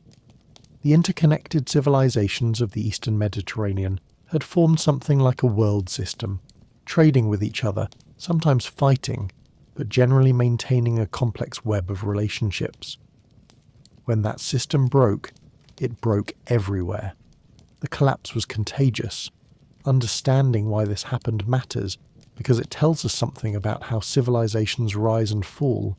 It's not always due to conquest by a superior enemy. Sometimes civilizations collapse due to internal weaknesses, environmental stresses, or the breakdown of complex interconnections. Sometimes the very achievements that make a civilization successful, its complexity and integration, make it vulnerable to cascade failures. The mystery of the Mycenaean collapse remains unsolved because we lack sufficient evidence to choose definitively between explanations. The Linear B tablets give us economic records but little political narrative. The archaeological record shows destruction but not always clear causes. Later Greek myths remember a heroic age of powerful kings but mix history with legend. We're left piecing together a puzzle with most of the pieces missing. What's clear is that something fundamental changed around 1200 BCE. The Greek world of 1150 BCE was drastically different from the Greek world of 1250 BCE. A civilization had ended, and from its ashes eventually a new civilization would arise. But the transition was violent, disruptive, and mysterious. The Dark Ages that followed were real. Knowledge was lost, population declined, complexity decreased, and it took centuries to build back up to the level of sophistication that had been achieved and then lost. The Mycenaean collapse serves as a reminder. Civilizations are not permanent. What seems stable can unravel. What seems advanced can regress. The continuity of knowledge, of institutions, of culture, cannot be taken for granted. It requires active preservation. And when that preservation fails, when the transmission of knowledge breaks down, the consequences can last for centuries. The unsolved mystery isn't just what caused the collapse. It's how human societies become so fragile that they can lose so much so quickly, and what we can learn from that to protect what we've built now. In the 6th century BCE, on the southern coast of Italy, a man named Pythagoras founded a community that was part school, part religious cult, and part philosophical society. The Pythagoreans, as his followers were called, believed that numbers were the fundamental reality underlying all existence. They pursued mathematical knowledge as a path to divine truth. They developed significant mathematical discoveries, including what we now call the Pythagorean theorem. They practiced strict ethical codes, including vegetarianism and complex rules about daily conduct, and they kept their knowledge secret, bound by oaths never to reveal their teachings to outsiders. This secrecy makes Pythagoras one of the most mysterious figures in ancient philosophy. We know he was real. Multiple ancient sources mention him, but we know almost nothing certain about his life or his actual teachings. He left no writings. The Pythagorean brotherhood kept its doctrines secret, and by the time later authors were writing about Pythagoras, centuries after his death, his life had become tangled with legend. Traditional accounts say Pythagoras was born on the island of Samos, around 570 BCE. He travelled extensively, visiting Egypt, Babylon, and possibly Persia, learning from priests and scholars. He eventually settled in Croton, a Greek city in southern Italy, where he established his community. This community was unusual. It accepted both men and women as members, which was rare in ancient Greece. It practiced communal living, sharing property and resources. Members followed strict rules, including dietary restrictions, ritual purifications, and ethical codes. The Pythagoreans believed that reality was fundamentally mathematical. Numbers weren't just tools for counting or measuring, they were the essential nature of things. The harmony of the cosmos could be expressed in numerical ratios. The movements of the celestial bodies followed mathematical laws, creating what they called the music of the spheres, inaudible to human ears but theoretically derivable through mathematics. They also believed in the transmigration of souls. After death, the soul would be reborn in a new body, possibly animal, possibly human, depending on the moral quality of the previous life. This belief connected to their ethical practices. Because souls could inhabit animal bodies, killing and eating animals might mean consuming something that once housed a human soul. Hence their vegetarianism and their reverence for all living things. But here's where the mystery deepens. We can't be certain what Pythagoras himself actually taught, versus what his later followers attributed to him. The Pythagorean school continued for centuries after his death. During that time, members attributed all their discoveries and doctrines to the founder. Pythagoras said it became proof enough. This was done out of reverence, but it makes it nearly impossible to separate Pythagoras' original ideas from later developments. Take the Pythagorean theorem, the famous mathematical relationship stating that in a right triangle, the square of the hypotenuse equals the sum of the squares of the other two sides. We name it after Pythagoras. But did he actually discover it? The relationship was known to Babylonian mathematicians centuries earlier. Perhaps Pythagoras proved it in a general form, turning an observed pattern into a demonstrated truth. Or perhaps the proof came later, from one of his followers. We don't know. Attributing it to Pythagoras might be convenient but historically uncertain. What we do know is that Pythagorean mathematicians made significant discoveries. They explored the properties of numbers, developing theories about odd and even numbers, prime numbers, and perfect numbers. They discovered that musical harmonies correspond to simple numerical ratios. A string half the length of another produces a note 1 octave higher. A string 2/3 the length produces a perfect fifth. A string 3/4 the length produces a perfect fourth. This discovery that mathematical ratios underpinned musical harmony seemed to confirm their belief that numbers were fundamental to reality. They also discovered irrational numbers, though this discovery horrified them. According to legend, a Pythagorean named Hippasus proved that the square root of 2 cannot be expressed as a ratio of 2 whole numbers. This contradicted the belief that all numbers could be expressed as ratios. The discovery threatened the philosophical foundation of Pythagoreanism. According to some accounts, Hippasus was expelled from the brotherhood. More dramatic versions claim he was drowned at sea, murdered for revealing this unwelcome truth. Whether this story is true or legendary, it illustrates the Pythagoreans' commitment to their numerical worldview and their willingness to suppress knowledge that contradicted it. The secrecy of the brotherhood makes it difficult to know what they really knew and when they knew it. They practiced esotericism, the doctrine that certain truths should be kept hidden from the uninitiated. Only members who had progressed through stages of initiation were taught the deeper doctrines. Outsiders were given only simplified public teachings. This approach protected the knowledge, but also meant that when the brotherhood eventually declined and dispersed, much of what they knew was lost. Later accounts give us tantalizing glimpses of Pythagorean doctrines. They apparently taught that there were 10 celestial bodies circling a central fire. Earth was one, as were the sun, moon, and 5 visible planets. The 10th was a counter-Earth, orbiting opposite Earth, and therefore never visible from our vantage point. This cosmology was unusual, anticipating by centuries the idea that Earth was not the centre of the cosmos. But we don't know if this was original Pythagorean doctrine or a later development. They also had elaborate rules about daily conduct. members were forbidden to eat beans. The reason for this taboo is unclear and was debated even in antiquity. Some said beans caused flatulence, which was spiritually polluting. Others suggested beans resembled certain human organs. Still others claimed beans were related to the gates of the underworld. The real reason, if there was one, is lost. They also taught that one should not stir fire with iron, not step over a crossbar, and not allow swallows to nest in one's house. These prohibitions seem arbitrary to us, but they presumably had significance within the Pythagorean symbolic system. The political activities of the Pythagoreans led to their downfall. They became influential in several Greek cities in southern Italy, forming a kind of intellectual and political elite. This bred resentment. In the late 6th century BCE, anti-Pythagorean riots broke out.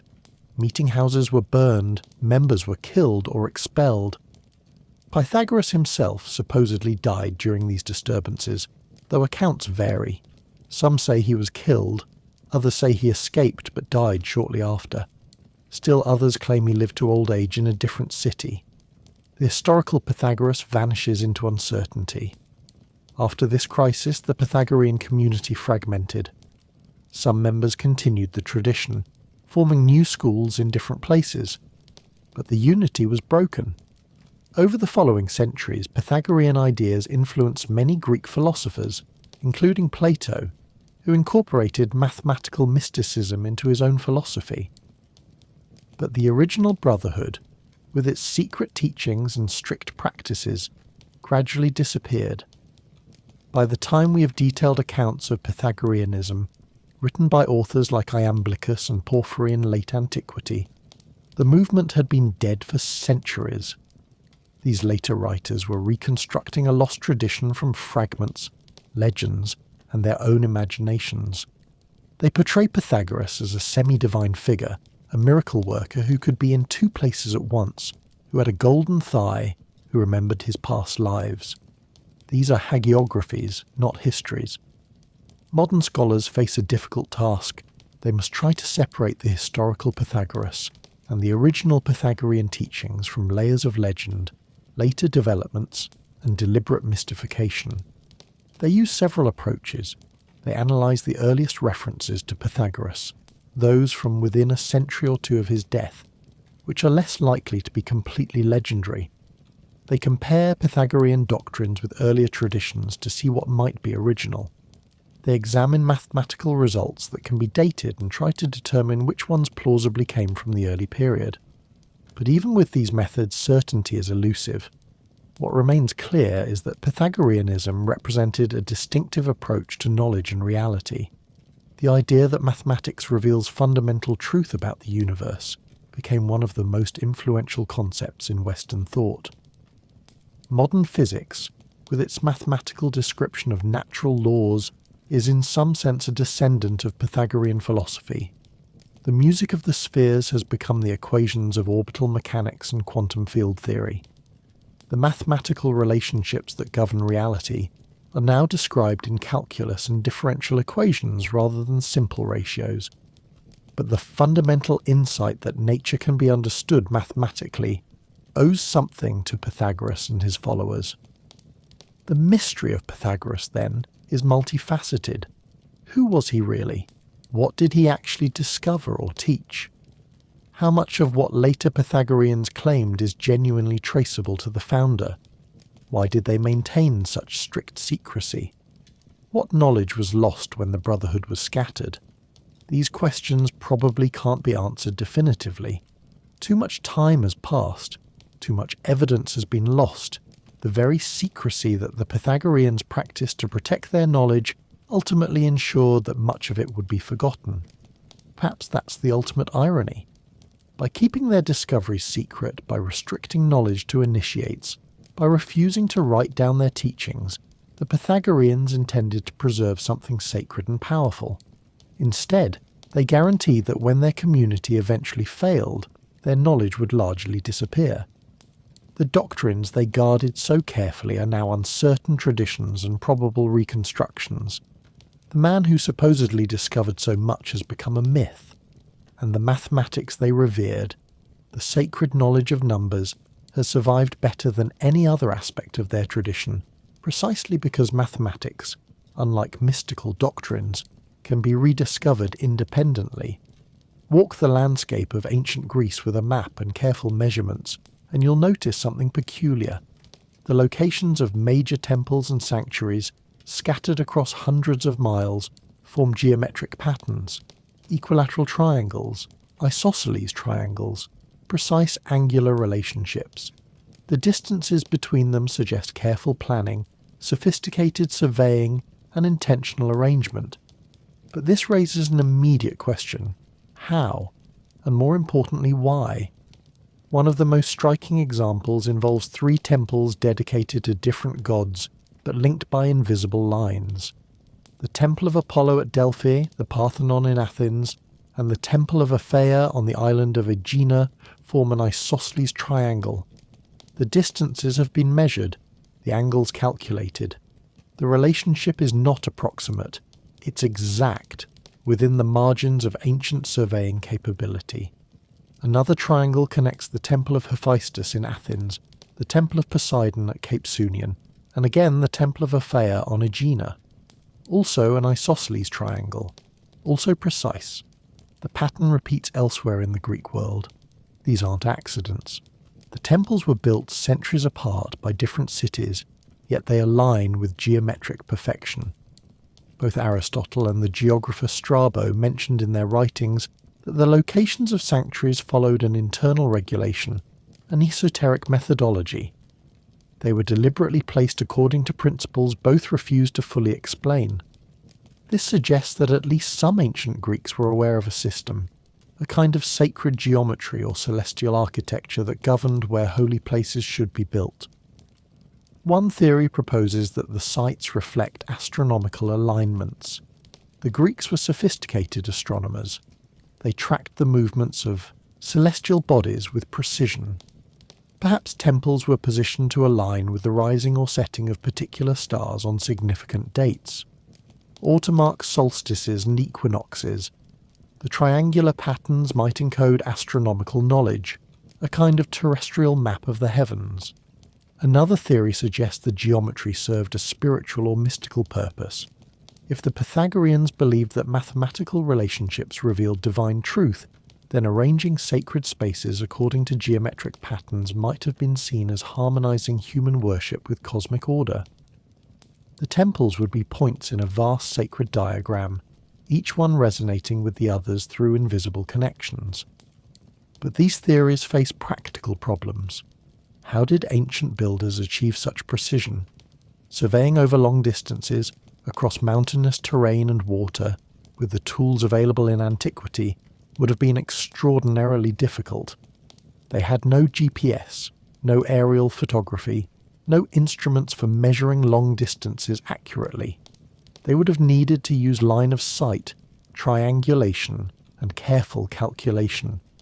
It's not impossible, but it would require a level of coordination and mathematical sophistication that seems implausible for projects spanning centuries and involving multiple independent city-states. Perhaps the geometric relationships are partially coincidental. If you have enough temples scattered across a landscape, some of them will inevitably form interesting patterns purely by chance. The human mind is excellent at finding patterns, even where none exist intentionally. We see faces in clouds, constellations in stars. Maybe we see sacred triangles in the distribution of Greek temples when the builders themselves had no such overarching plan. Yet the patterns are too consistent, too precise to dismiss entirely as chance. Some degree of intentional planning seems likely. Perhaps individual city-states, when choosing locations for new temples, considered the positions of existing ones. Perhaps there were religious or cultural reasons to maintain certain spatial relationships. Perhaps itinerant architects or priests carried knowledge of these patterns and advised on site selection. There's also the enigma of the Delphic epsilon. At the Temple of Apollo in Delphi, inscribed prominently, was the Greek letter epsilon. Just the letter, nothing else. Ancient writers mention it. Plutarch, who served as a priest at Delphi, wrote an entire essay trying to explain its significance. Various theories were proposed in antiquity. Some said it represented the number 5, which had mystical significance. Others suggested it stood for a Greek word meaning if or thou art, part of a philosophical dialogue with the god. Still others proposed it symbolized the vowel sound, the breath, the voice that speaks the oracle's prophecies. The truth is, nobody knew even in ancient times. The symbol was there, evidently important, but its meaning had been lost, or was kept deliberately obscure. It represents a category of knowledge that existed in the ancient world but was not accessible to everyone. Esoteric knowledge, hidden meanings, symbols understood only by initiates. The Delphic epsilon is a reminder that much of what the Greeks built and wrote had layers of significance we can only guess at. These mysteries of sacred geography and symbolic architecture point to something fascinating about ancient Greek culture. They didn't just build temples, they built them with intention, embedding meaning into location, orientation, and decoration. They created a landscape charged with significance, where the placement of a sanctuary could be as important as its design, where geometry was theology and mathematics was sacred. Modern researchers continue to study these patterns. Archaeological surveys with GPS and sophisticated mapping software can now measure temple locations with unprecedented precision. Archaeoastronomy examines potential celestial alignments. But even with these tools, interpretation remains difficult. We can measure the angles. We can confirm the triangles exist. What we can't do is read the minds of the ancient builders or recover the lost knowledge that guided them. Perhaps that's appropriate. The Greeks understood that some mysteries are meant to remain mysterious, that the deepest truths are often encoded rather than explicitly stated, that wisdom comes from seeking rather than finding. The sacred triangles, the Delphic epsilon, the geometric patterns in the landscape, all invite inquiry without promising answers. They demonstrate that ancient Greece was more complex, more sophisticated, and more deliberately mystifying than we often appreciate. The landscape itself becomes a text, written in stone and space, waiting to be read by those with eyes to see and minds to interpret. But like any sacred text, it doesn't yield its meanings easily. It requires study, contemplation, and humility before the vastness of what we don't know.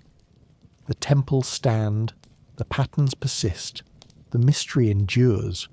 We've walked through ruins tonight, not just physical ruins of stone and bronze, though we've encountered those, but ruins of knowledge, fragments of understanding scattered across 3,000 years, mysteries that have survived when the answers have not.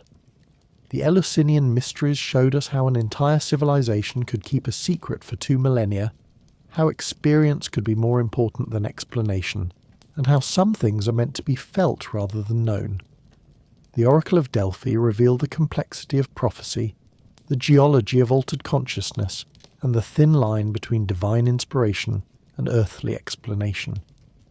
The Antikythera Mechanism proved that the ancient Greeks achieved technological sophistication we're only beginning to appreciate, creating things that shouldn't exist and then losing the knowledge of how they were made. Atlantis reminded us that sometimes the most powerful mysteries are the ones that never existed, that fiction can be more influential than fact, and that humans will always seek lost paradises and hidden wisdom.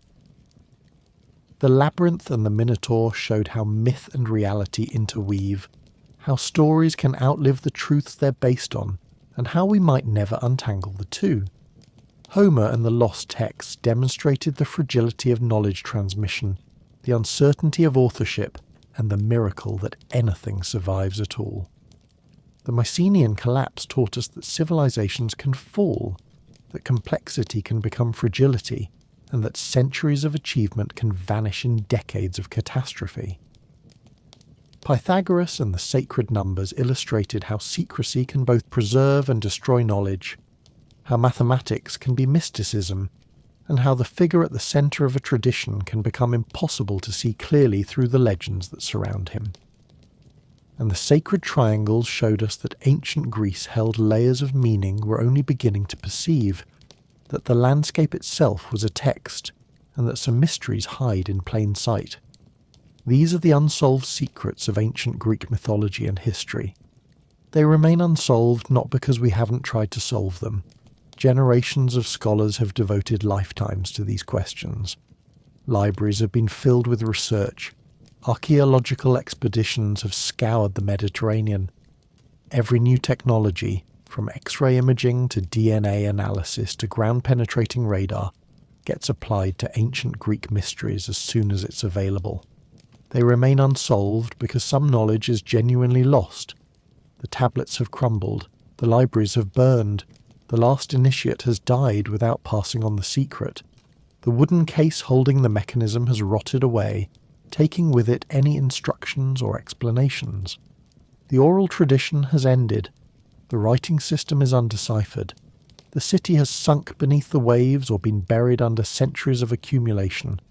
They remain unsolved because the questions themselves might be unanswerable. Did Homer exist? Perhaps. Or perhaps what we call Homer is really a tradition, a process, a cultural phenomenon that we've mistakenly personified. Was Atlantis real? Probably not, but the question persists because we want it to be real, and that desire shapes how we interpret ambiguous evidence.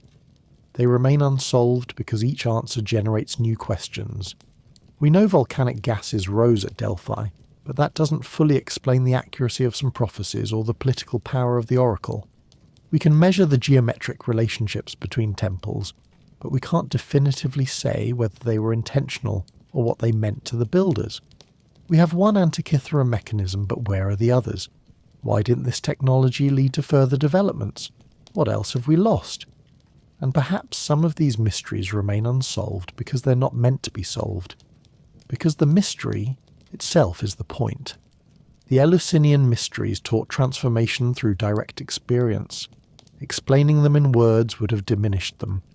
The sacred geometry of temple locations might have been about creating wonder, about making people stop and ask questions, about reminding them that reality has hidden depths. The ambiguity of the oracle's prophecies forced people to think, to interpret, to take responsibility for their own decisions while still feeling connected to divine guidance. Ancient Greece gave us many gifts: democracy, philosophy, theatre, mathematics, science, art. But it also gave us these unsolved mysteries, these questions without answers, these gaps in knowledge that imagination rushes to fill. And maybe that's one of the most important gifts, the reminder that we don't know everything, that the past is not fully recoverable, that our ancestors were both like us and profoundly unlike us, thinking thoughts and doing things we can barely reconstruct. The mysteries invite humility. They force us to admit the limits of our knowledge and our methods. They remind us that history is not just facts and dates, but also silences and absences. The things we don't know are as important as the things we do. The questions we can't answer shape our understanding as much as the ones we can. They also invite continued inquiry. Each generation of scholars approaches these mysteries with new tools, new perspectives, and new questions. Techniques that didn't exist a decade ago are now revealing details that had been invisible for thousands of years. Digital humanities projects are assembling databases that allow comparisons on a scale never before possible.